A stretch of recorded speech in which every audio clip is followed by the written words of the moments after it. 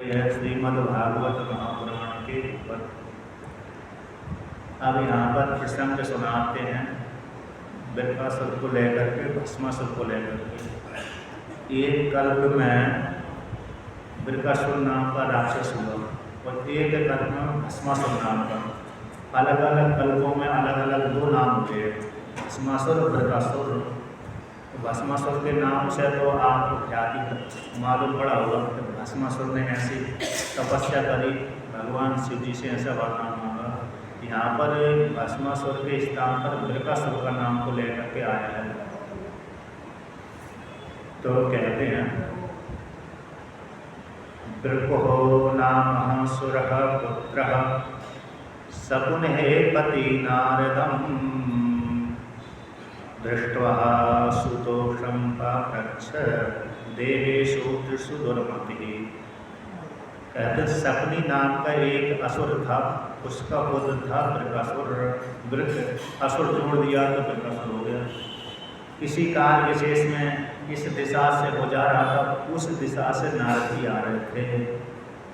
नारद जी आ रहे थे तो नारद जी को देख करके प्रणाम किया उस असुर ने, और असुर ने प्रणाम करने के पश्चात पूछा कि हे नारद जी, आप तीनों लोगों में भ्रमण करते हैं और आप ब्रह्मा जी को भी जानते हैं, विष्णु को भी जानते हैं, शिव जी को भी जानते हैं।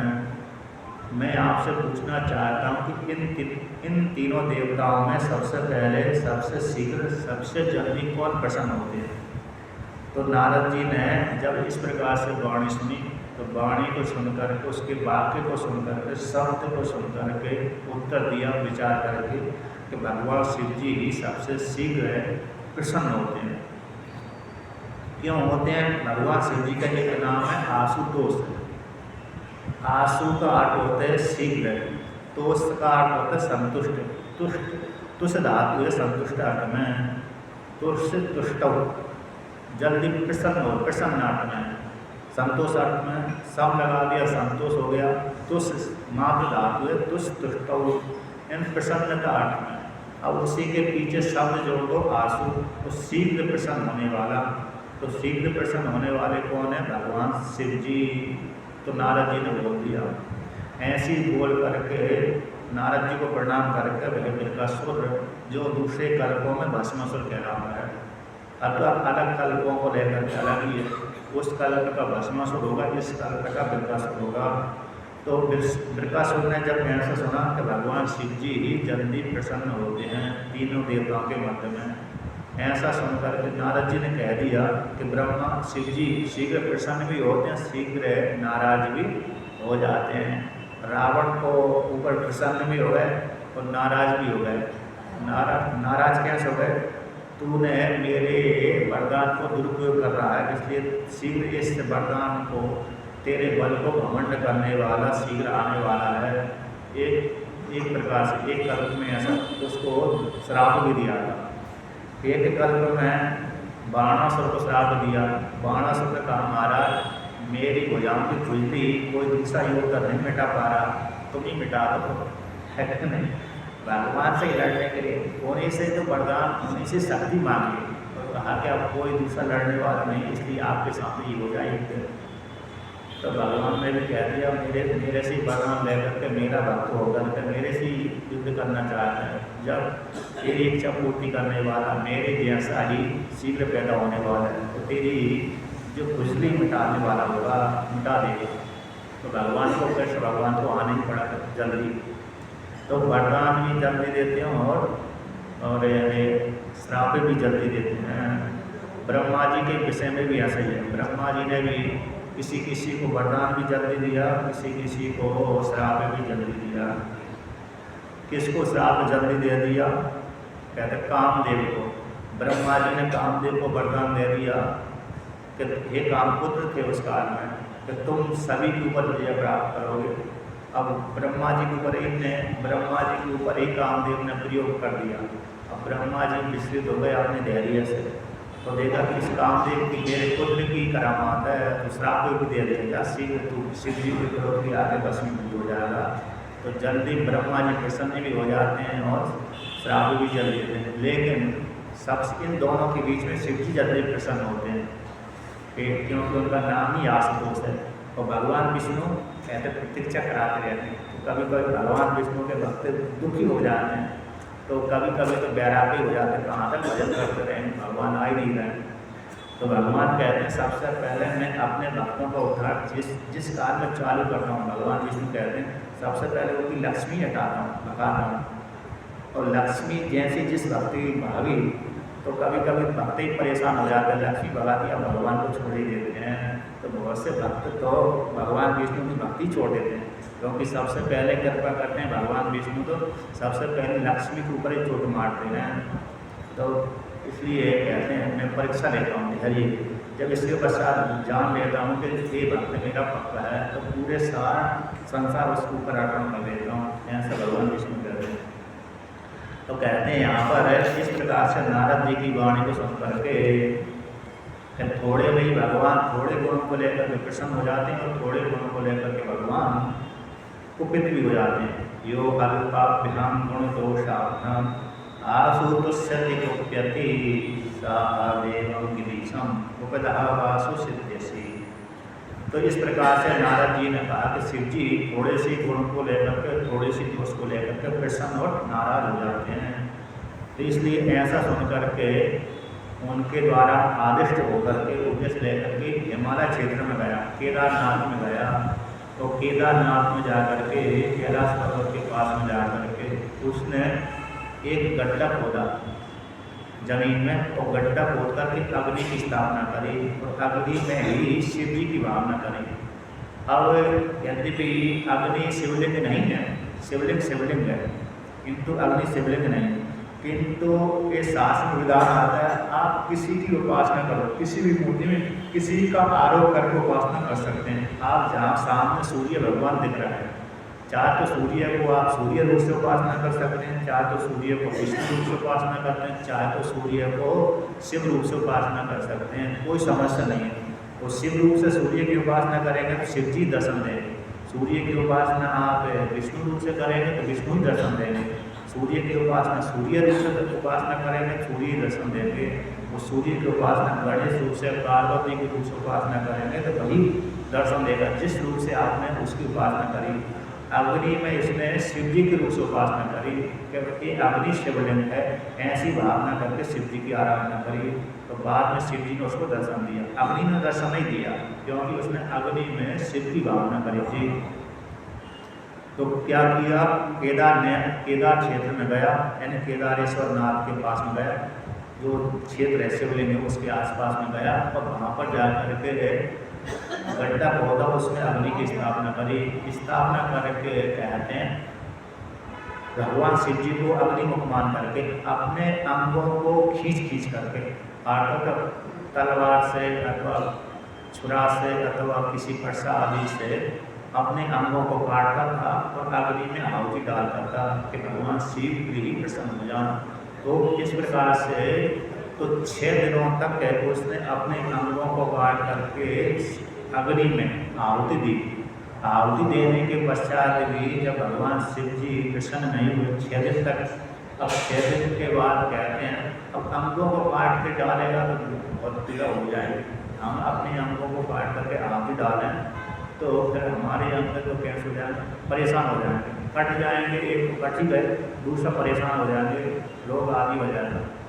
अब इसमें ऐसी कैसी भावना हो जाती है, यहाँ पर विचार करने योग्य है कि जो तमोगुणी प्रधान होता है उसमें सहन शक्ति बहुत होती है, सत्वगुणी में इतनी सहन शक्ति नहीं होती। सत्वगुणी तो उग जाता है, ऐसा कार्य नहीं करता सत्वगुणी हिंसा वाला, लेकिन तमोगुणी वाला व्यक्ति होते हिंसा उसको समझ में नहीं आती हिंसा कर रहा हूँ, और बहुत ज़्यादा सहन करता है। तमोगुणी व्यक्ति में सहन करने की शक्ति ज़्यादा होती है, इसलिए उसने अपने अंग को काट करके आहुति डाल दी। यदि सात्विक गुण वाला होता तो ऐसी उपासना नहीं करता, भजन पूजन करता, साधना में चिंतन करता, लेकिन ऐसी तमोगुण वाली उपासना नहीं करता। अब इसके पश्चात कहते हैं 7वां दिन हुआ, तो 7वें दिन लेकर 6 दिन तक भगवान प्रसन्न नहीं हुए। तो 7वें दिन उसने क्या किया, अपनी तलवार उठाई और गर्दन काट करके अग्नि में डालने लगा। देवोपलब्धिमा प्राप्य है निर्वेदात सप्तमे हनि चते स्वदितिना तत्तीर्थे न बुद्धम। तो कहते हैं जब 6 दिनों में उस भगवान ने दर्शन नहीं दे तो 7वें दिन उसको बैरागी हो गया, और 7वें दिन बैराग हो जाने के पश्चात उसने तलवार उठाई, कुल्हाड़ी अथवा तलवार उठाई, दिदीना सौ दिदीना कुल्हाड़ी उठाई, और कुल्हाड़ी से उठा करके अपने सिर को ही काटने लगा, और जैसे ही खिन्न हो गया, दुखी हो गया, तो काटने लगा। उसी कारण भगवान शिव जी उस अग्नि से प्रकट हो गए। देखा कि तो मरी जाएगा, तो भगवान शिव जी ने उसके दोनों हाथों को अपने दोनों हाथों से पकड़ लिया, और जैसे ही उसको पकड़ा और कहा ऐसा मत करो, माँ कृष्ण कहते हैं माँ शिष्यात माँ हिंसात माँ हिंसा माँ हिंसा, इस प्रकार से आप ऐसा मत करो, ऐसा मत करो, निग्रह रोक दिया। तो इसके पश्चात जब जैसे ही रोका तो कहते हैं इस भगवान शिव जी ने स्पर्श किया था, उसके दोनों हाथों से दोनों हाथों को पकड़ लिया।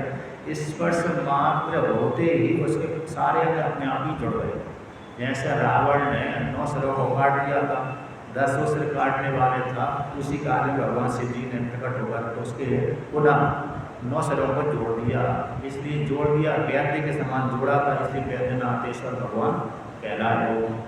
तो कहते हैं भगवान शिव जी ने जैसे स्पर्श किया, स्पर्श होती अपने आप उसकी आंखें पुष्ट हो गए, जैसा था वैसे ही हो गया।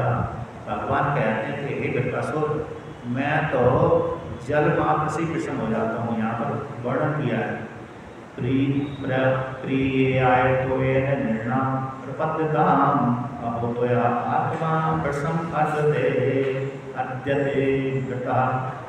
हे बृहस्पति, तुम अपनी आत्मा को क्यों व्यर्थ ही दुखी कर रहे हो, जबकि मैं तो थोड़े से जल मात्र से ही प्रसन्न हो जाता हूँ। तो यह प्रिय निर्णाम, मनुष्य यदि मेरे ऊपर जल चढ़ा दें उसी से मैं प्रसन्न हो जाता हूँ, और तुम तो व्यर्थ ही अपने शरीर को हिंसा पहुँचाते हो, आत्मा को हिंसा कर रहे हो, ये तो व्यर्थ ही हो गया। संतुष्ट तो मैं थोड़े जल से मान हो जाता हूँ, इसलिए अब मैं तुम्हारे ऊपर प्रसन्न हो गया हूँ, तो मेरे से वरदान मान लो।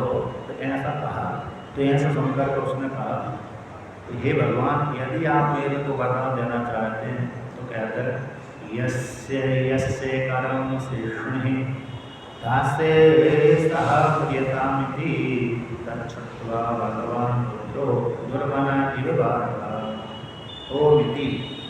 तो कहते हैं हे भोलेनाथ, मेरे ऊपर आप प्रसन्न हैं, वो वरदान देना चाहते हैं, तो मैं वरदान मांगता हूँ जिस व्यक्ति के सिर पर मैं अपना हाथ रख दूँ वह भस्मीभूत हो जाए, मर जाए।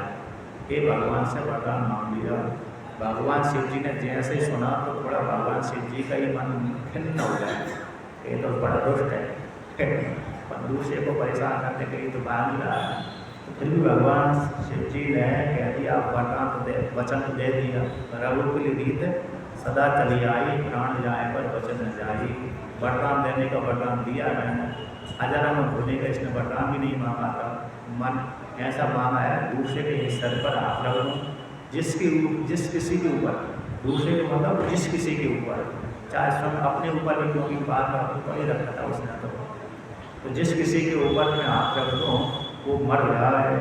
तो भगवान शिव जी ने खिन्न मन होकर के ओम इति स्वीकार की। ओम स्वीकार का ही वाचक है, मंत्र तो है ही है, लेकिन ओम शब्द कैसा होता है, अनुमति का वाचक होता है। ठीक है, ऐसे ब्राह्मण कर्मकांड करते हैं तो सबसे पहले ओम शब्द का ही उच्चारण करते हैं। तो ओम मंगलाचरण का ही वाचक है, स्वीकार का ही वाचक है। अब जो शुरू में ओम शब्द का उच्चारण करके कर्मकांड आदि नहीं करता है तो थोड़ा दोष हो जाता है, ऐसा शास्त्र में आता है। गीता में आता है ओम तत्सत, ये 3 वाक्य आते हैं। तो इसलिए ब्राह्मण आदि है, छांदोग्य उपनिषद में, अन्न उपनिषद में आता है तो ब्राह्मण आदि कर्मकांड करते हैं तो ओम शब्द को कह करके उच्चारण करके कर्मकांड करते हैं। कोई भी कार्य करते हैं धार्मिक तो ओम शब्द बोल करके करना चाहिए। ओम तो मंगलाचरण और पुण्य का वाचक होता है। तो ओम भगवान शिव जी ने ओम कह दिया, ओम है स्वीकार कर लिया, अनुमति का ही वाचक है। दूसरा शब्द संस्कृत में आता है अनुमति स्वीकृति में बाड़म, ठीक, आप ठीक हो गया, ठीक है, वो अच्छा, हिंदी में अच्छा बोलते हैं, अच्छा स्वीकार कर लीजिए, ठीक है, ठीक भी बोलते हैं, हिंदी में अच्छा ही बोलते हैं। तो बाड़ा और ओम ये शब्द इस प्रकार से आते हैं। अब भगवान शिव जी वरदान देकर के अंदर राम हो गए, तो एक कल्प की 2 कल्पों को लेकर कहते हैं। जब वरदान देकर के ज़्यादा था भस्म गरकासुर, तो कहते हैं नारद जी ने उसको कहते हैं नारद जी ने देख लिया, ध्यान योग दृष्टि से जान लिया कि भगवान शिव जी ने इसको वरदान दे दिया, जिसके ऊपर एक हाथ रखेगा वही भस्मीभूत हो जाएगा। तो नारद जी सोचे कुछ आनंद भी लिया जाए, इनके वरदान को यदि ऊपर प्रयोग करवाया जाए अथवा आनंद ली जाए। नारद जी आनंद लेने के लिए उत्सुक रहते हैं, चाहे वो शिव जी के पास में हो, आनंद शिव जी से लिया जाए, चाहे भगवान ब्रह्मा जी से लिया जाए, चाहे विष्णु भगवान से।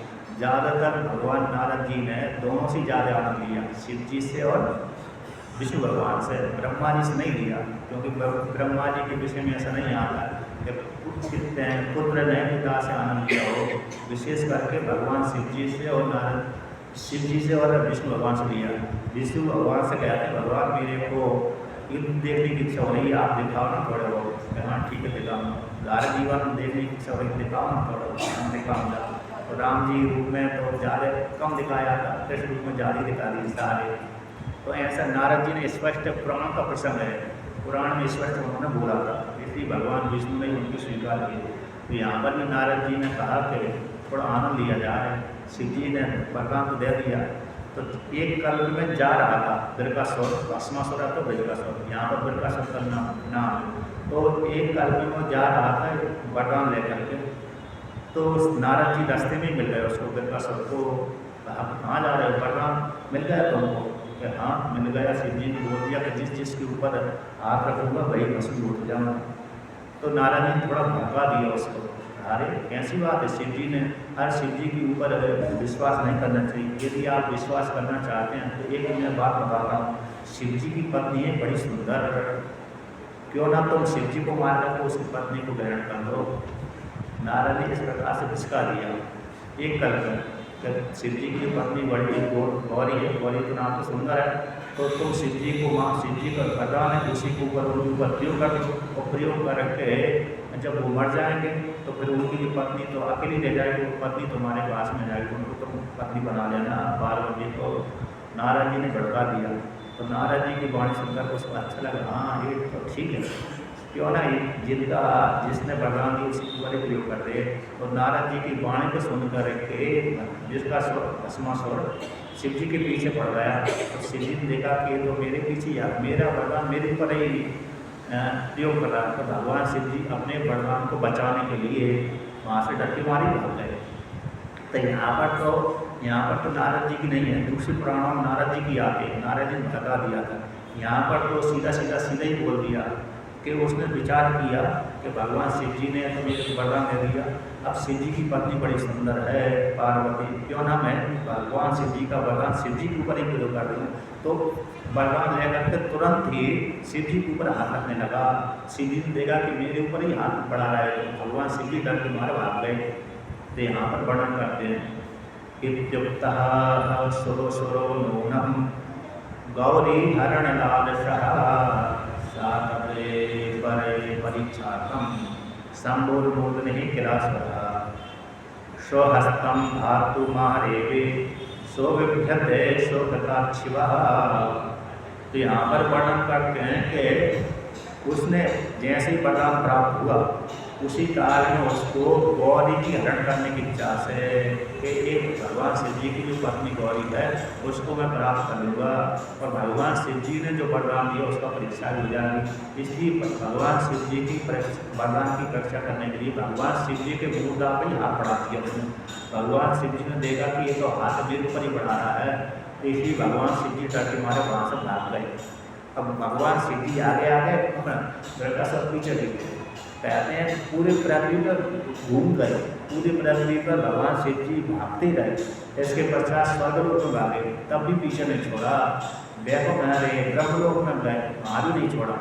पीछे आगे शिव जी, पीछे गरकासुर। एक कल्प को लेकर एक कल्प में दूसरी प्रकार से सभी जगह गया, पीछे छोड़ा ही नहीं, बिल्कुल भी नहीं छोड़ा।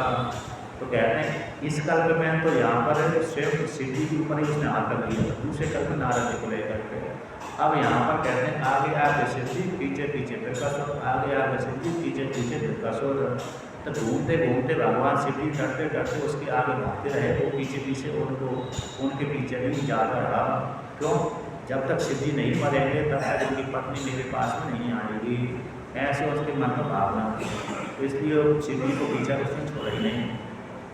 इसके पश्चात ब्रह्मलोक में, कैलाश में, ब्रह्मलोक में अथवा स्वर्गलोक में घूमते घूमते भगवान शिव जी वैकुंठ लोक में पहुँच गए। अब शिव जी को देख, ऐसी अवस्था को देख करके भगवान विष्णु देख गए परेशान, शिव जी भयंकर संकट में फंस गए, पड़ गए। तो ऐसे संकट, अब मेरे को संकट से छुड़ाना चाहिए। तो भगवान शिव जी तो वैकुंठ लोक में पहुँच करके थोड़ी देर छुप गए। वैकुंठ हो सकता है कोई ज़्यादा दरवाजे, जैसे भूल भुलैया वाला होता है ना, उसी प्रकार का वैकुंठ भी भूल भुलैया वाला होगा कहीं कहीं। तो भगवान शिव जी तो थोड़ा ज़्यादा तेज दौड़ेगा कि जब छू गए, भगवान विष्णु ने दूर से देख लिया, भगवान शिव जी भयंकर संकट को प्राप्त हुआ। पीछे से बृहस्पति आ रहा, हाँपते हाँपते हाँपते, तो भगवान विष्णु ने उस बृहस्पति को दूर से देख करके अपना रूप परिवर्तन कर लिया। रूप परिवर्तन करके सीधा सीधा ब्रह्मचारी का वेश बना लिया। एक कल्प, इस पुराण के अनुसार, भागवत पुराण के अनुसार भगवान विष्णु ने ब्रह्मचारी का वेश बना लिया।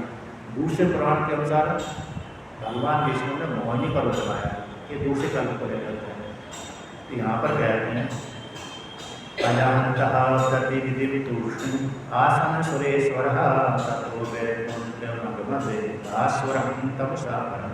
भगवान शिव जी घूमते घूमते डरते डरते वैकुंठ लोक में चले गए, जो वैकुंठ कैसे तम से परे है। वहाँ पर भगवान नारद जी बड़े अपनी आसन पर बैठे थे।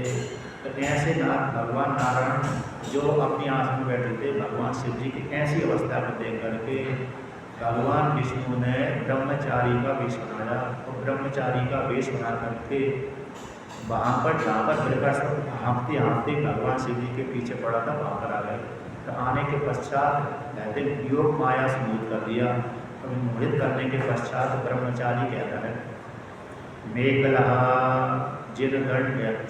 दंडाक्षे तेषाग्निरिवज्वलनम् अभिवादयामास सातं पुष्पवर्णिभिर्नितवत्।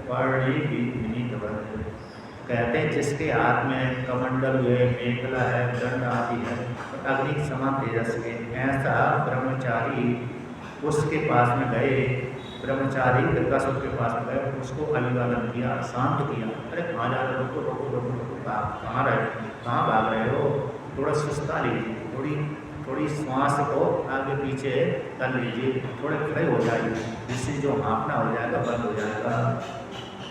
भगवान कहते हैं शब्दे भगवान व्यक्तम शांताख्यं दूरभागतः क्षणं संयतां पुंसा आत्मायं सर्वकाम। हे शब्दों के पुत्र सामने थोड़ा रुको, थोड़ी अपनी थकावट दूर कर लो, थोड़ा विश्राम को प्राप्त करो। तो इस प्रकार से तुम्हारी थोड़ा रुको तो सही, तुम्हारी सारी कामना पूरी हो जाएगी। रुक जाइए, थोड़ा देर के लिए रुक जाइए। ऐसा भगवान विष्णु ने उसको सांत्वना दी। रुक गया, और रुकने के पश्चात कहा कि बृहस्पति सामने तुम क्यों इस प्रकार से दौड़ रहे हो? यहाँ पर दौड़ते दौड़ते क्यों आए हो? वैकुंठ लोक में आप दौड़ते दौड़ते क्यों आए हो? कारण बताइए, कोई छुपाने योग्य न हो तो बताइए। तो महाराज मैं क्या बताऊँ, मैंने नारद जी से पूछा कि तीनों देवताओं के मध्य में सबसे शीघ्र कौन प्रसन्न होते हैं? तो नारद जी बोलते शिव जी प्रसन्न होते हैं। तो शिव जी की उपासना करने के लिए कैलाश पर्वत पर गया, और वहाँ पर जाकर के मैंने शिव जी से वरदान मांगा कि मैं जिससे किसी के ऊपर हाथ रख दो वो भस्म हो जाए। तो भगवान शिव जी ने मेरे वरदान दे दिया। अब मैं उन्हीं के वरदान को उन्हीं के ऊपर प्रयोग करने के लिए पीछे पड़ रहा हूँ। उनको डर के मारे भाग गए, और वो मर जाएंगे तो उनकी पत्नी मेरे पास में है, इसलिए मैं भाग रहा हूँ। तो जैसे ही सुना कि भगवान शिव जी ने मेरे को वरदान दिया है, तुमको वरदान दिया कि जिस किसी के ऊपर हाथ है रख दोगे वही भस्म हो जाएगा। तो ऐसी वाणी को सुन करके भगवान विष्णु रूप ब्राह्मण ने कहा अरे उनके चक्कर में कहाँ पड़े हो तुमको? शिव जी के चक्कर में मत पड़ो। अरे शिव जी को तो आपने सुना है, पहले सुना होगा, दक्ष प्रजापति के यज्ञ में सारे देवताओं ने, सारे ऋषियों ने, सारे मुनियों ने उसको बहिष्कृत कर दिया। अपनी समाज में बिठाया नहीं, इसलिए तो पिशाच वाले हो गए। तो कहते हैं यहाँ पर एवं चेत तर्हि तद वाक्यम न वयम शब्द धीमहि यो दक्ष साक्षात् साक्ष्यम राष्ट्रात् शास्त्र। भगवान विष्णु कहते हैं, ब्राह्मण रूप विष्णु कहते हैं, उसकी वाणी सुनकर कहते हे प्रकाशो, तुम कहाँ उनकी चक्कर में पड़े हो, उनकी वाणी को विश्वास नहीं करना चाहिए तुमको। हम भी तो नहीं करते, मैं भी नहीं करता, तुमको नहीं करना चाहिए। वयम न वयम शब्द धीमहि, भगवान कहते हैं हम तो उनकी वाणी पर विश्वास नहीं करते। क्यों नहीं करते? कहते हैं यो दक्ष साक्षात् पैसाक्षम, प्रजापति दक्ष के श्राप से पिशाच भाव को प्राप्त हुआ। क्योंकि भगवान शिव जी कहते हैं प्रेत पिशाच राज, यो कर दिया पर प्रेत और पिशाचों के राजा हैं। भगवान शिव जी कैसे हैं? प्रेतों के पिशाचों के राजा हैं। क्यों राजा हैं प्रेत पिशाचों के? क्योंकि भगवान शिव जी जब भी पीड़ा करते हैं वो शमशान नहीं करते हैं पीड़ा, दूसरी जगह पीड़ा, अच्छी जगह पीड़ा नहीं करते। तो कैसे शमशान में कैसे पीड़ा करते हैं? क्योंकि हमारा जो शरीर है पूरा शमशान का घर है। हमारा जो शरीर है पूरा शमशान का घर है। इसमें कितने कीड़े मकोड़े मरते रहते हैं प्रतिदिन, और भगवान शिव जी वहीं पर निवास करते हैं। भगवान शिव जी कहाँ पर निवास करते हैं? हृदय में, हृदय के भीतर निवास करते हैं शिव जी।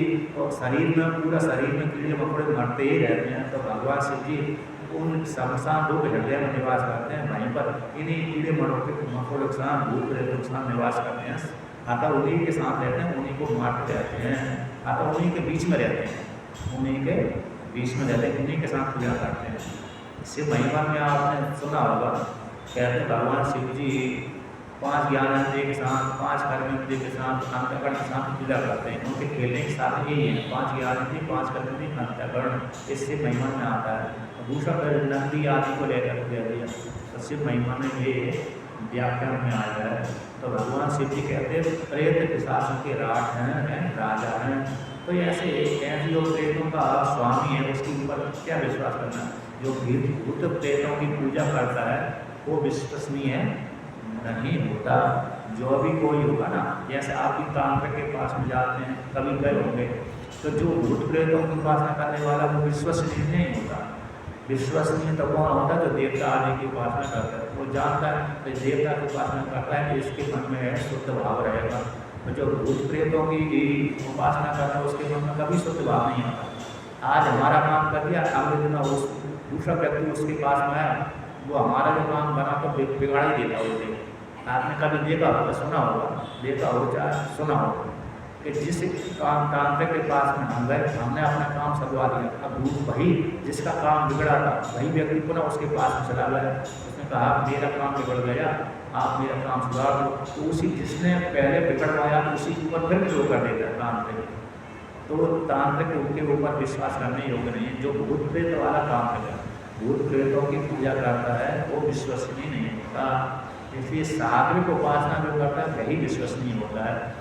ऐसा भगवान श्री कृष्ण ने भगवान विष्णु बोल दिया। तो ऐसी सुनकर के कहा क्या करना चाहिए? देखो, यदि तुम ऐसा मानते हो कि शिव जी सच्चे हैं, शिव जी की वाणी फलीभूत होती है, तो क्यों ना तुम अपने स्वयं का हाथ थोड़ी यहाँ पर रख देखो। यदि उनके वरदान के द्वारा तुम्हारा शरीर नहीं फटा, नहीं जला, तो समझ लेना तो उन्होंने झूठा वरदान दिया है। फिर तुम उसको पकड़ो, भगवान शिव जी को पकड़ो और दंड दे दो। फिर दोबारा भविष्य में ऐसा कभी झूठा व्याख्यान, झूठा वरदान देना। ऐसा भगवान शिव जी ने, भगवान विष्णु ने मोहित कर दिया।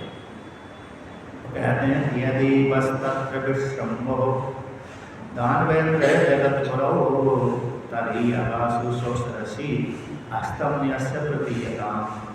कहते हैं हे दानवेंद्र, हे जगत गुरु दानवेंद्र, यदि तुम अभी भी भगवान कहते हैं जगत गुरु मानते हो, कहते हैं अभी भी शिव जी को तुम जगत गुरु मानते हैं, दानवेंद्रों के राजा। यदि तुम अभी वर्तमान काल में भी भगवान शिव जी को जगत गुरु मानते हो, उसकी वाणी को ऊपर विश्वास करते हो, तो क्यों ना तुम अपने ऊपर ही प्रयोग करके देख लो। अपने ऊपर, स्वयं ऊपर प्रयोग क्यों करके नहीं देखते? स्वयं अपने ऊपर हाथ रखो। यदि उनकी वरदान सत्य होगा तो तुम्हारा सर गिर जाएगा, यदि वरदान सत्य नहीं होगा तुम्हारा सर नहीं गिरेगा। तो जब सर नहीं गिरेगा तो फिर तुम शिव जी को पकड़ो और पकड़कर ऐसा दंड दो कि दोबारा झूठ बोलने की अवसर ही उनको प्राप्त न हो। ऐसा भ्रमित कर दिया। और भ्रमित कर दिया तो कहते उसने सत्यवान भगवान कृष्ण ने भगवान विष्णु की माया से मोहित होकर के उसने अपने हाथ में अपने शरीर के ऊपर ही रख दिया। यदि असत्यम वचः संभो कथंचित् तान वर्षभः तदैनं चहि असत्यवाचम् न यदि वक्ता न कल्पना। यदि भगवान शिव जी की वाणी असत्य हुई, असत्य बोलने वाले हो, तो इन शिव जी को तुम पकड़ करके असत्य बोलने वाले शिव जी को मार दो। फिर दो बार करके ये शिव जी कभी भी झूठी वाणी नहीं बोल रहे। इस प्रकार से भगवान ने क्या कर दिया, गर्भित कर दिया। तो गर्भित करने के बाद कहते उसने वो हाथ परीक्षा करने के लिए अपना हाथ ही अपने शरीर पर रख दिया। और जैसे ही लगा उसी काल में उसका सिर में आग लग गई। कहते भिन्न सिरा लग रहा हाथ की चढ़ा और पता उसका सिर भी कट गया और हृदय भी कट गया और शरीर में पूरे में आग लग गई। नीचे गिरने के पश्चात उसके शरीर के दो टुकड़े हो गए, सर में फूट गए, बम जैसा बम फूटता है वैसे ही अपने आप को उसका सर फूट गया और पृथ्वी पे लग गया और पूरा शरीर में आग लग गई, भस्मीभूत हो गया। उसी काल में कहते हैं अतः पतते विभिन्न शिरः वज्राहत इव क्षणः जय सद्गुरु नमः सदा साधु शब्दो भवति। भगवान शिव जी भगवान विष्णु ने ऐसा मोह कर दिया, उसको ये मालूम दिया कि मैं अपने सिर के ऊपर रखूंगा तो मैं ही मर जाऊंगा। ये उसके मन में भ्रांति आई नहीं, मतलब शंका हुई नहीं, इसलिए उसने परीक्षा करने के लिए अपने सिर के ऊपर रख दिया। और जैसे ही सर के ऊपर रखा उसी काल में जैसे वज्र के द्वारा व्यक्ति वज्र का प्रहार जैसे होता है तो वज्र के द्वारा सर कट जाता है, नीचे गिर जाता है, लोग पाप हो जाता है। उसी प्रकार से उसका सर कट गया तो कट कर जमीन में गिर गया, प्रकृति पूरे शरीर में आग लग गई। उसी काल में आकाशवाणी मतलब देवताओं ऋषियों जय हो जय हो जय हो ऐसे शब्द का उच्चारण किया। और भगवान शिव जी से कहा, भगवान विष्णु ने ये बोलना अब तो निकल आइए, जहाँ पर छुपे हो गए जिस किसी घर के कोने में छुपे हो गए वहाँ से निकल आइए। व्यवहार लोग भी है कि लोग चाहे महल कह दो तो घर कह दो तो कमरा कह दो, कहते जिस किसी कोने में आप छुपे हो गए वहाँ से निकल आइए। संकट टल गया। एक कल्प की घटना पर एक कल्प में भगवान विष्णु ने मोहिनी रूप धारण करके उस भस्मासुर को मोहित किया था। इस कल्प में तो भट्ट को ब्रह्मचारी बन करके मोहित किया। श्रीमद् भागवत महापुराण अन्य पुराणों के अनुसार भगवान विष्णु ने स्त्री बन करके मोहित कर दिया और मोहित करके फिर उसको नृत्य के माध्यम से उसके हाथ को अपने शरीर पर ले जा दिया, वो भस्मीभूत हो गया। दो कल्पों में रह गया। जिस कल्प में अरे मोहिनी का उदाहरण किया था उस कल्प में हनुमान जी पैदा होते हैं उस कल्प में, उसी क्रिया को लेकर है। अब कहते हैं एक प्रसंग सुना दिया, अब दूसरा प्रसंग कहते हैं। दूसरा प्रसंग कौन सा है? एक कल्प विशेष में सरस्वती नदी के किनारे, आपने सरस्वती नदी देखी होगी, बहुत जगह कई जगह निकलती है, एक जगह नहीं निकलती। गंगा यमुना सरस्वती त्रिवेणी संगम तो वहाँ है। और एक सरस्वती आपको बद्रीनाथ में मिलेगी, प्रत्यक्ष सरस्वती। बद्रीनाथ जब जाएंगे तो अलकनंदा यहाँ से जैसे भीमशला है, भीमशला उसी सरस्वती नदी के ऊपर ही रखी है। तो भीमशला जहाँ पर रखी है उसके नीचे जो धारा बह रही है वो सरस्वती नदी है।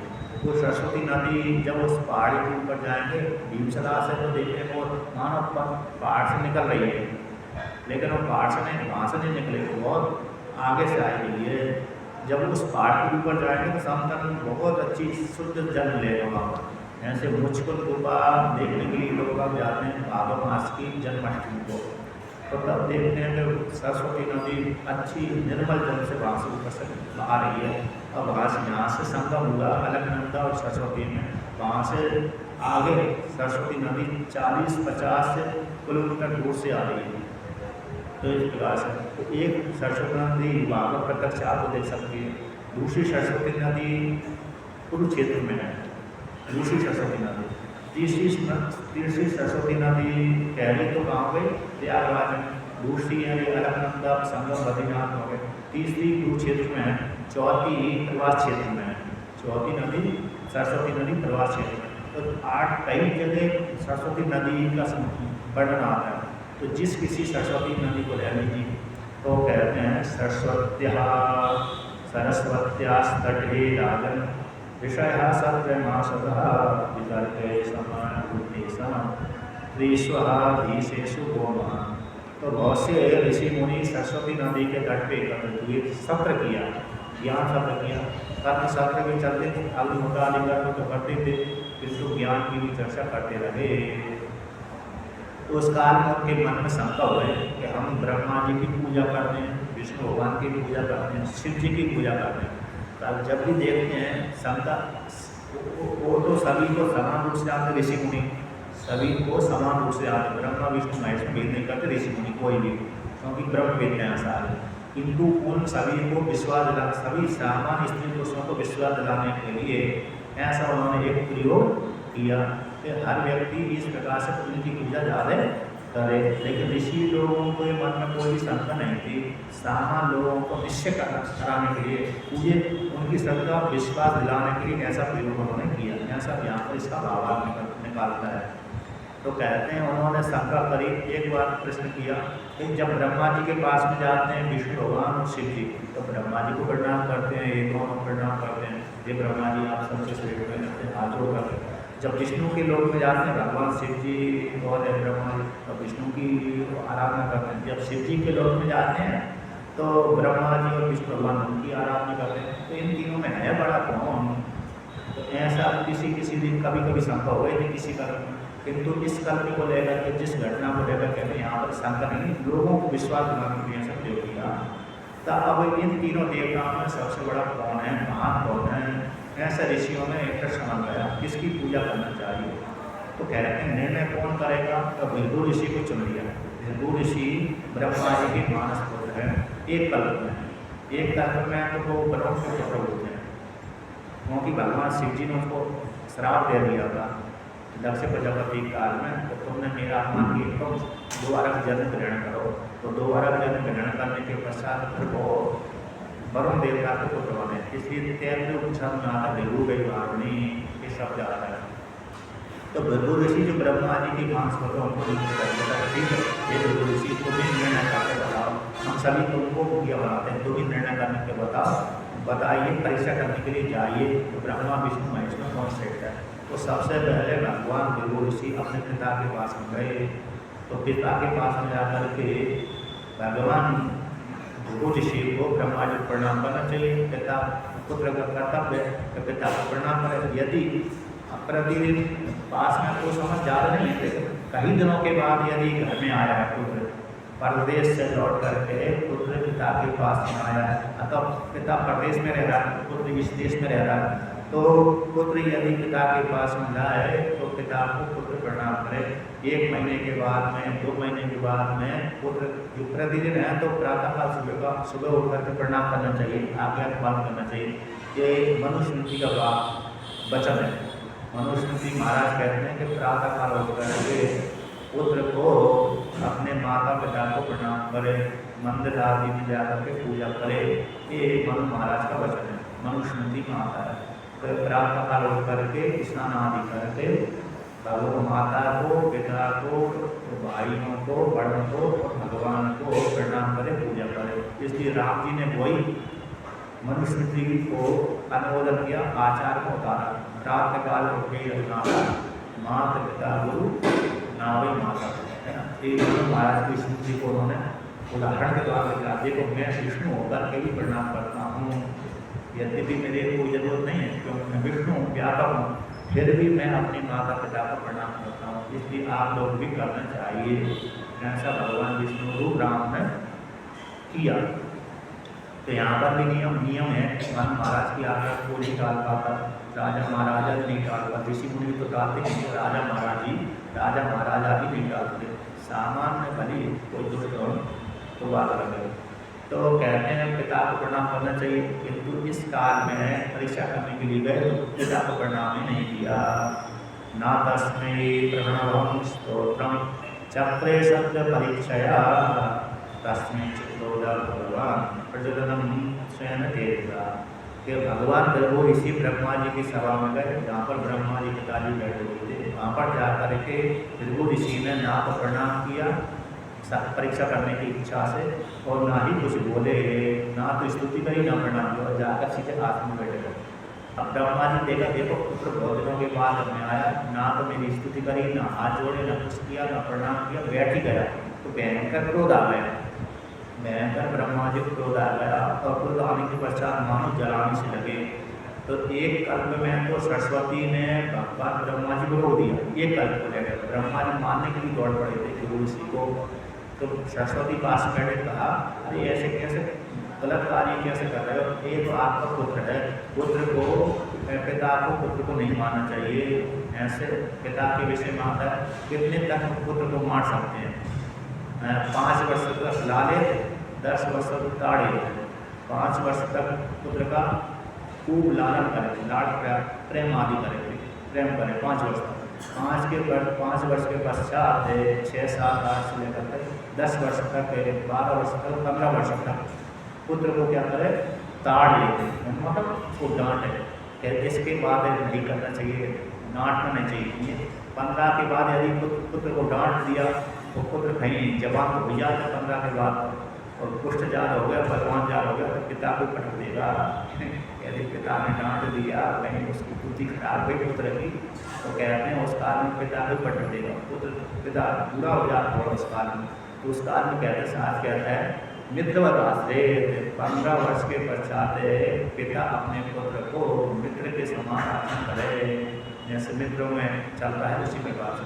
क्योंकि पिता को या पुत्र भी बलवान हो जाए उस काल में तो टक्कर ले लेगा, तो सुनेगा नहीं। ऐसे 5 वर्ष से लेकर के 15 वर्ष की अवस्था में तो पुत्र कुछ नहीं कर पाता, इसलिए सहन कर जाएगा। 15 के बाद तो सहन करना मुश्किल हो जाती है, क्योंकि सास इस काल में कहता है इसको मित्र के समान, 15 के बाद तो मित्र के समान ही विवाह करे।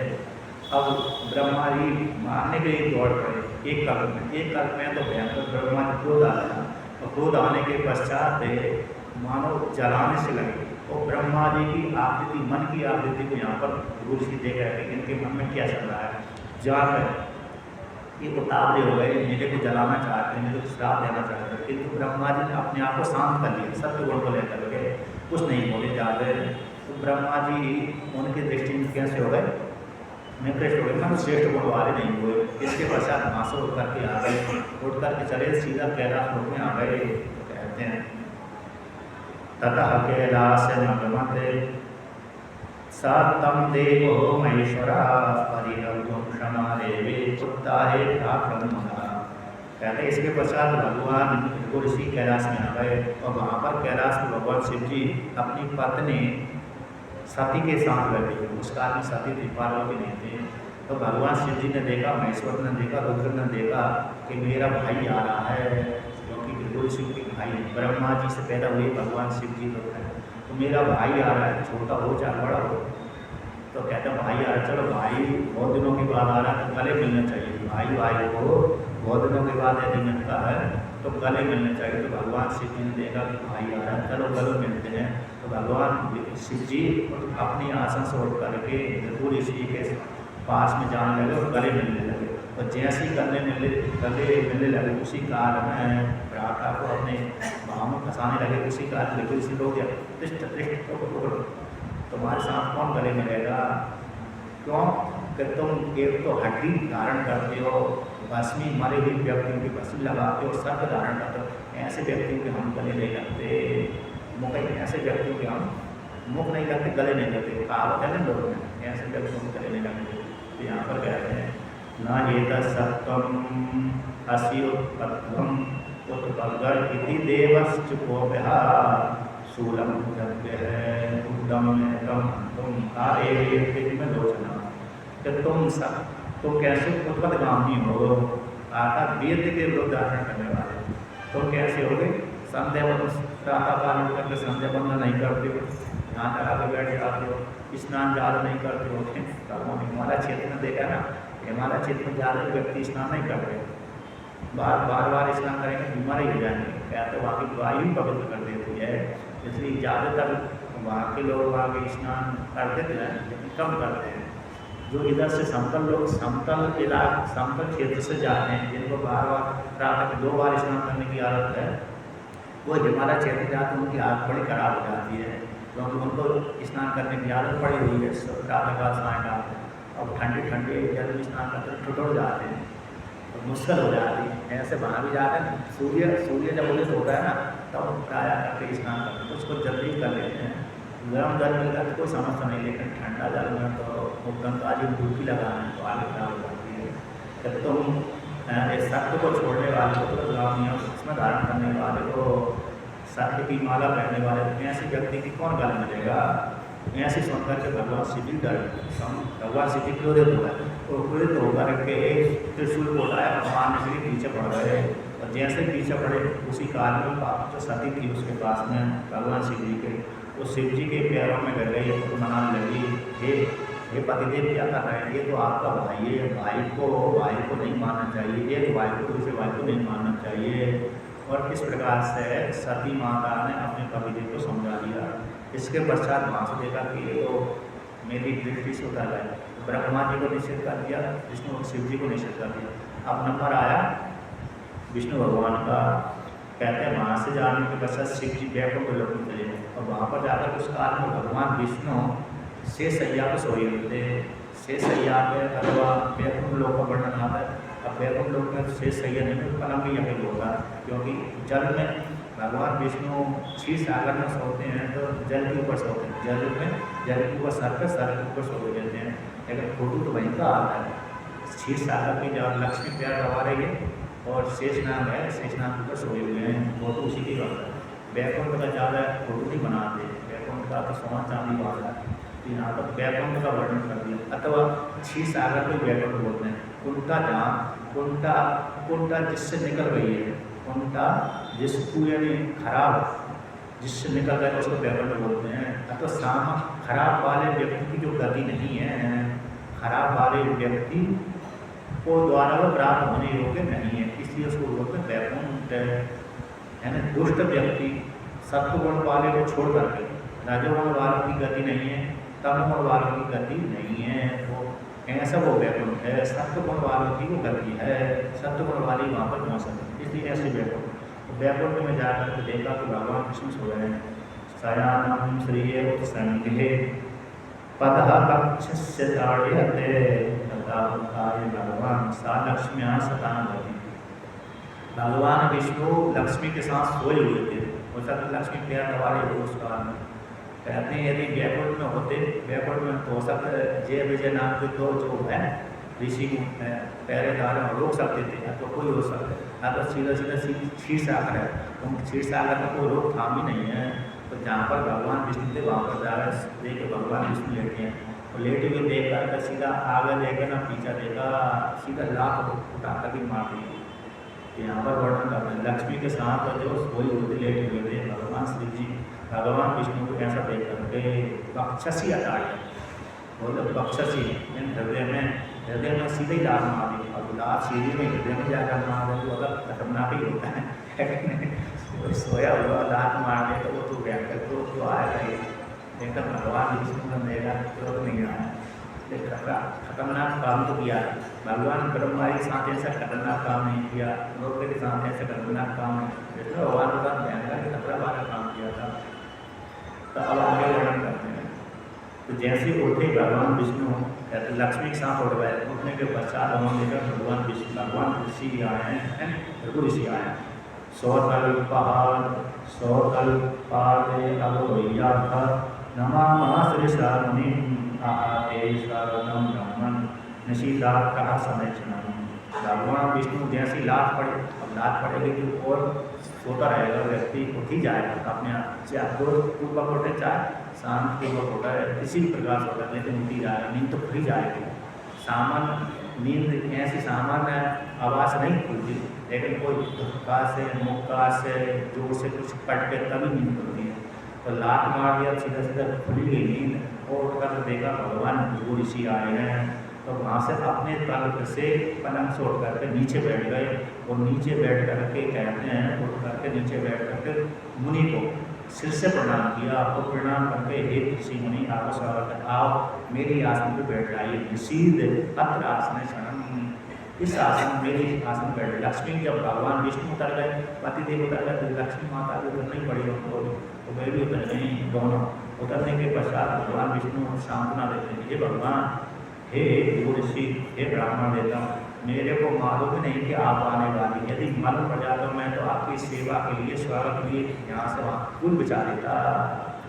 फूल लकड़ी पर मालूम पड़ जाता कि भगवान विदुर ऋषि आ रहे हैं, तो आपके स्वागत के लिए मैं ऐसी गलती थोड़ी करता, सोता ही थोड़ी रहता। आपके स्वागत के लिए तो मैं जहाँ से मेरी पलंग था, जहाँ पर बैठने का आपको, वहाँ से लेकर के जहाँ तक रास्ते में पूरा फूलों को बिखरा कर देता। आपके कोमल कोमल जो चरण कमल हैं उनको कष्ट नहीं होता। तो इस प्रकार से अति कोमल होता चरणों ते महामुने चरणों मर्दयन स्वयं पाणिना। इसलिए हे भृगु ऋषि, मैंने आपके आगमन का कोई जान नहीं पाया कि आप आने वाले हैं, इसलिए मेरे गलती हुई, मैं सोता था। यदि मेरे को ये मालूम पड़ जाता कि आप आने वाले हैं तो मैं सोता नहीं देता, बल्कि आपकी स्वागत सेवा के लिए बहुत ही यत्न करता, बहुत ही उपाय करता स्वागत के लिए। ऐसी गलती मैं नहीं करता। इस प्रकार से मेरे इस अपराध को आप क्षमा करें। आपके दोनों चरण कमल कैसे हैं? बड़े कोमल हैं, अत्यंत कोमल हैं, और मेरा हृदय भयंकर कठोर है। आओ मैं आपके दोनों चरणों को मर्दन करता हूँ, सहलाता हूँ। तो भगवान विष्णु ने उनके दोनों चरणों को पकड़ा और पकड़ नीचे बैठ करके उन दोनों चरणों को क्या करने लगे? सहलाने लगे। ऐसा सहलाने के पश्चात कहते हैं अपने हाथ से सहलाने लगे। लक्ष्मी माता देख ही रही थी, कहते हैं गोल लक्ष्मी माता भी पास में खड़ी खड़ी ले गए थे। आगे कहते हैं उन्हीं ही से लोकम्मा लोकपालन से मदगता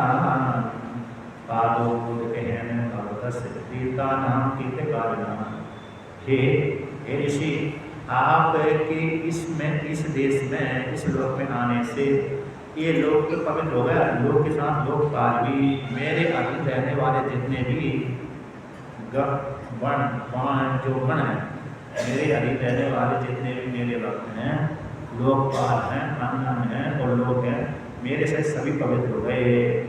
आपके पादुक के द्वारा, आपके पादुक कैसे हैं? तीर्थ का वाद, अन्य तीर्थों को भी तीर्थ करने वाला है। आपके जो चरण कमल है तीर्थों को भी तीर्थ करने वाला है। तो तीर्थ करने वाला है, ऐसे आपके चरण कमल हैं। तो तीर्थ हैं, किंतु आपके चरण कमल कैसे तीर्थों को भी तीर्थ बनाने वाले हैं, पवित्र करने वाले हैं। आपके यहाँ पर चरण कमल पढ़ने से मैं और मेरे लोकवासी लोग सारे पवित्र हो गए। अद्य हम भगवान लक्ष्मण आसाम एकांत भाजनम पश्यति उर्वशी में भूतिरे भगवत पाप है। हे भगवान, आपने मेरे ऊपर बड़ी कृपा करी। आज से मैं एक पत्नी व्रत वाला हो गया। आज से मैं ब्राह्मण के चरणों में लक्ष्मी निवास करती है। आपने मेरे जो हृदय कमल पर, पूरा सिर छाती पर 2 लाख हमारी अद्यम भगवान लक्ष्मी आसाम एकांत सेवा करने वाला में हो गया। आकर लक्ष्मी हमेशा मेरे हृदय में विराजमान रहेगी। अब उसका त्याग मैं नहीं कर सकता। आज से लक्ष्मी का मैं एकमात्र आश्रय हो गया हूँ, एक आसाम हो गया हूँ लक्ष्मी का। अगर लक्ष्मी का मैं कैसे हो गया? एकांत भाजन, एकांत सेवा करने वाला हूँ। और लक्ष्मी मेरी अर्धांगिनी बन गई। अब मेरे हृदय से जो आपने ऐसी कृपा करी मेरे ऊपर, तो लक्ष्मी का मेरे से त्याग कभी भी नहीं होगा। तो भगवान का भृगु ऋषि का जो चरण चल रहा है वो भी छाप पड़ गया होगा। भगवान जाने, भगवान की कृपा ही थी, नहीं तो किसी के सर के ऊपर, किसी के पैर के ऊपर, किसी के ऊपर लात मारो तो थप्पड़ मारो तो चिन्ह कम पड़ता। मतलब थप्पड़ की चिन्ह थोड़ी देर के लिए पड़ जाएगा, लेकिन फिर बाद में मिट जाता है। किंतु भगवान भृगु ऋषि का जो चिन्ह है हृदय के ऊपर जो पड़ा था, वो चिन्ह मिटाई नहीं भगवान की कृपा से। तो कहते हैं पश्यति उर्वशी, हमेशा के लिए मेरे छाती के ऊपर, मेरे हृदय के ऊपर आप लक्ष्मी निवास करते रहे। आपका चरण रूप जो कमल रूप लक्ष्मी है हमेशा निवास करती ही रहेगी। आपके चरण कमल की जो रज है, रज रूप चिन्ह है, जो आपने मेरे हृदय के ऊपर जो मारा है, छाती के ऊपर जो मारा है, हाथ सवा धूली है। कहते हैं धूली के बक्ष स्थल पर आपके चरण कमल जो चिन्ह है मेरे बक्ष स्थल पर पड़े हैं, वो कभी भी त्याग नहीं होंगे। लक्ष्मी के जो आश्रय स्थान लक्ष्मी स्वरूप है, ऐसे चरण कमल के आपके चरण कमलों का चिन्ह मेरे हृदय से अथवा लक्ष्मी मेरे हृदय से कभी भी नहीं जाएगी, मेरे हृदय में हमेशा सदा सदा की निवास करेगी।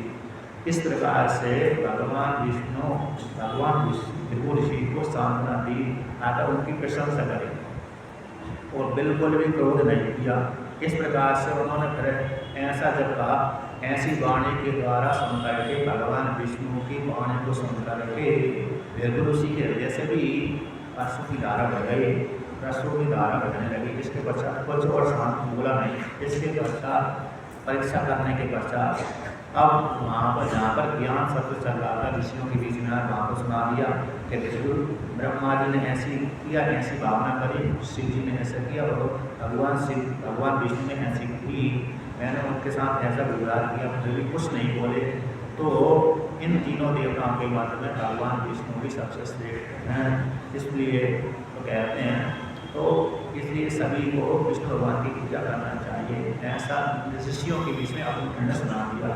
इन तीनों देवताओं को भगवान विष्णु सबसे श्रेष्ठ हैं। इस प्रकार से तम साम्य हाथ मुनय हो विस्मिता मुक्त संशय भूयान संसदो विष्णु यतः शांति यतो भयम्। कहते हैं भृगु ऋषि की ऐसी वाणी सुन करके जो मुनियों के मन में संशय था वो संशय निवृत्त हो गया, विस्मय हो गया। वाणी परीक्षा करके तो जो संशय बन गया था वो संशय भी मुक्त हो गया। भूयान सिद्ध धरो विष्णु यथा शांति यतो भयम् अभयम्।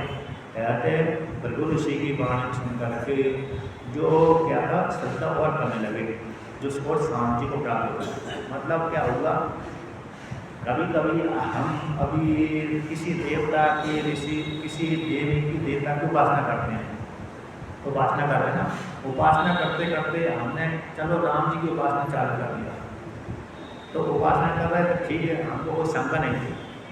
राम जी के भक्त हमसे मिलते रहे, राम जी बड़ी प्रशंसा करते थे, राम जी सबसे श्रेष्ठ है, राम जी श्रेष्ठ है। तो जब तक राम जी के भक्त हमसे मिलते रहे तब तक राम जी की प्रशंसा करते, तो हमारी बड़ी श्रद्धा की राम जी को। अब संयोग बस आ है, वहाँ पर कृष्ण भगवान का भगत है, कौन आ रहा है, कृष्ण भगवान का भगत, और उसने कृष्ण की प्रशंसा कर दी और राम जी की निंदा कर दिया।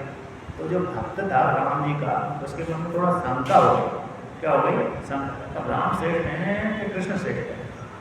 और थोड़ा डमाडोल कर दिया क्योंकि कृष्ण की महिमा ज़्यादा गा दी उसने, राम जी की थोड़ी निंदा कर दी वहाँ पर। इसके पश्चात फिर विष्णु का भक्त आया, तो विष्णु की भक्त आ जाने से वो राम जी की और कृष्ण भगवान की निंदा कर दिया। तो उसको भी संशय हो गया कि राम श्रेष्ठ है अथवा नहीं है। इसके पश्चात ब्रह्मा जी वाला भक्त आया, तो ब्रह्मा जी की प्रशंसा कर दी, फिर डमाडोल हो गया। शिव जी वाला भक्त आया, शिव जी की प्रशंसा कर दी, फिर डमाडोल हो गया।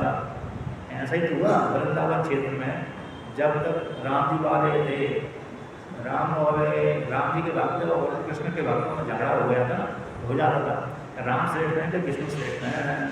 इसलिए तुलसीदास जी को वहाँ पर कहना पड़े, कितने मुंडी के जन्म लगा कितने गोवियन के संग अपने जन्म के कारण श्री कृष्ण भाई रघुनाथ है कि नहीं।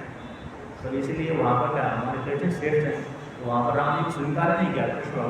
कृष्ण के भक्तों ने राम जी को नहीं स्वीकार किया, और राम जी को स्वीकार नहीं किया तो तुलसीदास जी को बड़ा झटका लग गया। राम और कृष्ण में तुलसीदास जी जानते ही थे राम और कृष्ण और विष्णु में कोई भेद नहीं है। तो उन्होंने सभी को दिखाने के लिए भगवान कृष्ण को भी विष्णु बाबा राम जी बनना ही पड़ा। कितने बोलिए कितने अपने जन के पास में श्री कृष्ण भाई रघुनाथ, इस प्रकार से। तो कभी कभी तो ये क्या हो जाती, भ्रमित हो जाता बात है। तो भ्रमित न हो, कहते भ्रमित जब इसलिए दोबारा करके यहाँ पर पुराणों का श्रवण करते रहते हैं। अतः जो भक्त है, जिस किसी देवी देवता का भक्त है, जो भी स्त्री हो चाहे वो पुरुष हो, किसी भी देवी का अथवा देवता का है, एक निष्ठा रखता है, तो उसको निश्चित रूप से उस पुराण को ज़्यादा उसे भगवान की संबंधी वाले जो पुराण है उसको ज़्यादा पढ़ते रहना चाहिए, तो वो डमाडोल हो जाएगा। क्योंकि शिव जी वाला भक्त है, शिव जी का पुराण पढ़ता रहा, बीच में करे दूसरा पुराण पढ़ा तो कभी कभी डमाडोल हो जाए। तो शिव जी का पुराण तो पढ़े, शिव जी का पुराण अन्य पुराणों को पढ़े, लेकिन साथ साथ शिव जी का पुराण भी पढ़ता रहे, इससे उसकी निष्ठा नहीं टूटेगी। क्या नहीं टूटेगी? निष्ठा जो बनी है बन ही रहेगी, लेकिन डगमग नहीं हो, कभी इधर के मंदिर में कभी उधर के मंदिर में। जैसे स्त्री है, जब तक विवाह नहीं, जब तक लड़की का विवाह नहीं हुआ था तब तक उसकी निष्ठा दिखती रहती है, ये अच्छा लड़का है, ये लड़का अच्छा है। 4-5 लड़के देख लिए, ये भी इसमें विशेष गुण है, इसमें विशेष गुण है, इसमें विशेष गुण है, तो वो देखती रहती है, निर्णय नहीं कर पाती कि ये श्रेष्ठ लड़का मेरे लिए योग है कि ये श्रेष्ठ मेरे लिए योग है। जब विवाह हो जाता है तो फिर निर्णय समाप्त ही हो जाता है, अब वही जिसके साथ विवाह होगा अब वो मेरा ही पति है। इस प्रकार से, उसी प्रकार से निष्ठा बनाने के लिए भगवान में एक पुराण का ज़्यादा अवलंबन, दूसरे पुराणों का गौण अवलंबन, इस प्रकार से। तो इसलिए यहाँ पर ये निष्ठा बनाने के लिए प्रसंग आया था। अब एक कथन पूरी हुई, इसके पश्चात आगे कहते हैं, तो कहते हैं अब बहुत लीला है। भगवान श्री कृष्ण ने अर्जुन को 2 बार विराट रूप के दर्शन कराए। एक तो महाभारत युद्ध में विराट रूप का दर्शन कराया, एक बार ब्राह्मण के बालकों को लाने के लिए भगवान श्री कृष्ण अपने साथ जो विष्णु का लोक विशेष है, जिसको वैष्णव पद वाले एक महाविष्णु मानते हैं। आपने विष्णु सुना है, एक विष्णु बैकुंठ वाले विष्णु है, एक महाविष्णु भी है, वो दर्शन में आते तो महाविष्णु के यहाँ पर दर्शन कराते। जब ब्राह्मण के बालक अदृश्य हो जाते थे, अर्जुन को साथ लेकर के, जो अर्जुन की प्रतिज्ञा पूरी नहीं हुई थी, तो उस प्रतिज्ञा पूरी करने के लिए ब्राह्मण के बालक लाने के लिए, और भगवान विष्णु महाविष्णु ने ही ब्राह्मणों के बालक को अदृश्य कर देता। क्यों करते थे? क्योंकि भगवान श्री कृष्ण को अर्जुन को देखने के लिए, जो भगवान श्री कृष्ण और अर्जुन नर नारायण का रूप थे, इनको दर्शन करने के लिए ब्राह्मणों के बालकों को वो महाविष्णु अदृश्य कर देते थे। बाद में जब अर्जुन के दर्शन हो गए, अर्जुन ने दर्शन कर लिया, तो अर्जुन को देखने के लिए वहाँ पर चला गया भगवान श्री कृष्ण और अर्जुन दोनों। तब महाविष्णु ने अर्जुन के ब्राह्मणों के सारे बालकों को लौटा दिया। तो अर्जुन ने 2 बार विराट के दर्शन किए, एक महाभारत युद्ध में विराट के दर्शन किए, एक ब्राह्मण बालकों को लौटाने के चक्कर में महाविष्णु ने उसको दर्शन कराए। तो वेदांती कहते हैं विष्णु भगवान जो वैष्णव होते हैं वो कहते हैं हम ब्रह्म को मानते तब स्वीकार करते, किंतु ब्रह्म से भिन्न कोई एक लोक विशेष में हमारे स्वामी देते हैं जो महाविष्णु कहलाते हैं, उनके हम सेवक हैं, वो हमारे स्वामी। ऐसा देवी भागवत पुराण में आता है। वो ब्रह्म को ज़्यादा स्वीकार नहीं करते। क्यों नहीं करते? क्योंकि उनकी निष्ठा ऐसी बनी रहती कि मैं स्वामी, मेरा स्वामी अलग है और मैं अलग हूँ, मैं स्वामी सेवक बना रहता है, मैं ही ब्रह्म हूँ, मैं ही स्वामी हूँ। ये निष्ठा भक्तों की कम बन जाती, कहते अपराध हो जाएगा, हम अपने को स्वामी मान लेने का अपराध हो जाएगा। किंतु वेदांत में ऐसा बिल्कुल भी नहीं है। सन्यासी कहते हैं नहीं मैं ही ब्रह्म हूँ, और ज्ञान की निष्ठा करते हैं। अब कहते हैं भगवान सारे ऋषियों ने देखा कि भगवान का वो काल आ गया, जिससे कहते भगवान ने सारे यदुवंशों का मतलब सारे कौरवों का, दुष्ट लोगों को, राक्षसों का संहार कर दिया। जितने भी असुर पक्ष के थे, अधार्मिक थे, उन सबको मार दिए। अब भगवान का समय आ गया इस लोक से जाने का, तो चलो हम सभी भगवान का और प्रसन्न लाभ प्राप्त करें। ऐसा ऋषि ने विचार किया। विचार करके भगवान श्री कृष्ण को दर्शन करने की इच्छा से सारे जो ऋषि मुनि हैं, नारद जी हैं, विश्वामित्र हैं, वशिष्ठ भगवान हैं, कर्ण ऋषि हैं, अन्य ऋषि मुनि हैं, वो सारे दर्शन करने के लिए द्वारका के नजदीक में चले गए। तो वहाँ पर जाकर के कहते हैं उसी काल में द्वारका के किसी उद्यान में रुके हुए थे। तो उसी काल में यदुवंश के बालक गए, भगवान श्री कृष्ण के बालक यदुवंश कुछ और बालक उनको मजाक सूझ गए। यानी कभी कभी उद्दंड हो जाते हैं, जहाँ पर ज़्यादा संपत्ति आती है वहाँ पर उद्दंडता आ जाती है। तो उनको थोड़ी मजाक सूझी थे कि बार बार ये ऋषि आते रहते हैं, तो थोड़ा मजाक किया जाए। तो कभी कभी हो जाता है ज़्यादा बार बार किसी घर में जाकर वो बात नहीं करते। हम किसी रूप से हम अपने आश्रम में रहते हैं, ठीक है, वहाँ पर हमारी सभी मानते हैं। हम कभी कभी महीना 2 महीना 4 महीना किसी घर में किसी भक्त के घर में जाते हैं, तो सम्मान करेगा। देखो घर नहीं जा रहे हैं तो वो भी कह रहे हैं कि बार बार बाबा जी प्रतिदिन न जाने कहाँ से बताएंगे कि ये सम्मान है क्या नहीं, तो व्यक्ति के मन में आ ही जाती है। तो ऋषि मुनि भी बार बार दर्शन करने जाते थे, उनका नाम प्रणाम करो, मजाक भी कर देते कभी कभी। एक जगह भविष्य पुराण में ऐसी वर्णन आया है, वो शाम को लगा कि बार बार दर्शन करने ही आते हैं, बार बार इनको आने के पश्चात हमको उठना पड़ती है, प्रणाम करनी पड़ती है, कहाँ तक प्रणाम करेंगे। तो उसने सामने ने उस प्रणाम नहीं किया था, जबरदस्ती प्रणाम किया। नारद जी देखे इसके आत्मा में आकार आ गया, तो तुरंत ही नारद जी दंडे दिलवा दिया। वहाँ पर भविष्य पुराण की घटना है। तो बाद में करे उसने आराधना करी शिव सूर्य भगवान की, तब उसको वो प्राश्चित हुआ, उसको रोग निवृत्त हुआ। तो कहते हैं ये जब घूम रहे थे तो घूमने के पश्चात वहाँ पर मतलब द्वारका के क्षेत्र में गए, तो उसी काल में यदुवंशी के बालक है, प्रद्युम्न है, सांब है, अनन्य है, ये उद्यान में गए, ऋषियों को दर्शन किया तो इनको मजाक सूझ गई। और मजाक सूझने के पश्चात सांब को क्या बना दिया, स्त्री बना दिया। स्त्री बनाना है कि उसके कहता पेट गर्भवती जैसी स्थिति, उसी प्रकार से उसके पेट में कपड़े बांध दिए। तो कपड़े बांध करके साड़ी पहना करके, स्त्री बना करके, साड़ी पहना करके, मुकुट करके ऋषियों के पास में गए और ऋषियों से मजाक कर दिया और पूछा कि हे ऋषियों, आप सभी खलक हैं, साक्षात जानते हैं, भविष्य के वक्त हैं, सामर्थ्य वाले हैं। तो ये हमारी स्त्री है, ये बड़ी, इसकी मन में इच्छा है कि मैं गर्भवती हूँ, मेरे पुत्र होगा, अतः पुत्री होगी। ये पूछना चाहती है किंतु लज्जा के कारण है ये पूछ नहीं पा रही, बोल नहीं पा रही। इसके तरफ से हम पूछते हैं कि आप तो सर्वज्ञ सामर्थ्य वाले हैं, बताओ इसके गर्भ में इसको भविष्य में बच्चा प्राप्त होगा तो बच्ची प्राप्त होगी, पुत्र जनेगी अथवा पुत्री जनेगी। तो ऋषियों ने देखा यदि कहते जो स्त्री बनाता वो बोलता तो उसकी वाणी क्या निकलती, पुरुष की निकलती। तो पहचान हो जाती पुरुष नहीं बल्कि स्त्री नहीं बल्कि पुरुष है। तो शंका जो उनकी मजाक थी वो खैर हो जाती। तो किंतु उसने कहा और स्त्री की तरफ से उन बालकों ने पूछा, ऋषि तो समझ ही गए थे ये दुष्ट है। तो भगवान की माया से को लेकर के ऋषियों ने कहा, हे मूर्खों, हे बालकों, ये तुमको जो स्त्री बनी है इसके घर में तुम्हारे यदुवंश को नाश करने वाला मूसल पैदा होगा। और जैसे ही सुना कि यदुवंश को नाश करने वाला मूसल पैदा हो, डरी गए। इतनी बात सुनते ही डर गए, क्योंकि जानते ही की वाणी कभी मिथ्या होने वाली है नहीं है। तुरंत ही डर के बाद जैसे ही गर्भ देखा, उसी काल में जो कपड़ा लगा था वो कपड़ा तुरंत ही मूसल बन गया, तुरंत ही बन गया। क्योंकि बाचा वाग अकानुधावती ऋषिणाम पुनराध्यानाम वाचो अकानुधावती। ये बात है, ऋषियों की वाणी के पीछे अर्थ अनुधावन करता है।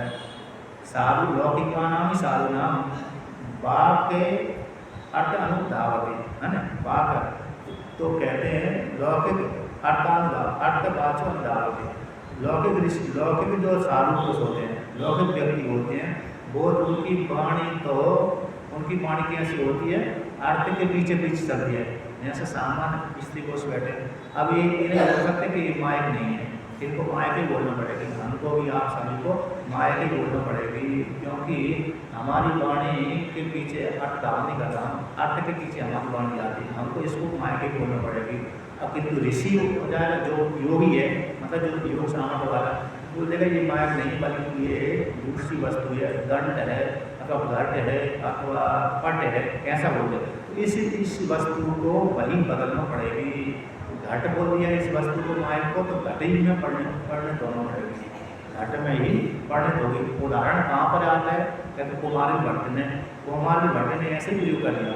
जो पहले राजा के सामने राजा ने जो परीक्षा लेने की सर्प रखा था, उसी सर्प को कुमारी भट्ट ने माला के रूप में परिणत कर दिया, फूलों की माला बन गया। यहाँ भी मूसल प्रयोग हुआ। ये तो द्वापर युग की घटना है मूसल वाली, किंतु कलयुग में भी कुमार, जहाँ पर आपको शंकराचार्य पैदा हुए थे उस काल में, कुमारी भट्ट ने जो सर्प रखा था शास्त्रार्थ के बीच में, उसी सर्प को माला बना दिया। तो माला तभी बनाया कि अर्थानुधावती, ऋषियों की वाणी के पीछे अर्थ अनुधावन करता है। इसलिए यहाँ पर वर्णन कर दिया, कहते हैं तुम्हारा एक यदुवंश को नाश करने वाला मूसल पैदा होगा। तो जैसे ही बोला डर के मारे भाग गए, और डर के मारे भाग करके खोल कर देखा तो मूसल ही पैदा होगा। जाकर के सीधा उग्रसेन को बता दिया, भगवान को नहीं बताया। भगवान चाहते तो बदल वो सब दूसरी युक्ति लगाते भगवान। तो भगवान की ऐसी माया थी, भगवान के मन में संकल्प ऐसे चल रहा था, भगवान चाहते थे ये जो घटना मेरे को न बताएं, मेरे को न बताएं। यदि मेरे को घटना बता दिया तो मेरे को समाधान करना पड़ेगी। इसलिए फिर मेरे करीब की जिस उद्देश्य के लिए मैं आया था वो उद्देश्य पूरा नहीं होगा, क्योंकि आधा उद्देश्य तो मैंने पूरा कर दिया, जिन दुष्टों को संहार करना कर दिया। अब यही मेरे यदुवंश, मेरे पुत्र आदि हो गए, ये भी दूसरे को परेशान करने लगेंगे, इसलिए ये भी बाहर रूप है। इसलिए मरवाने के लिए उन्होंने भगवान ने ऐसी प्रेरणा दी।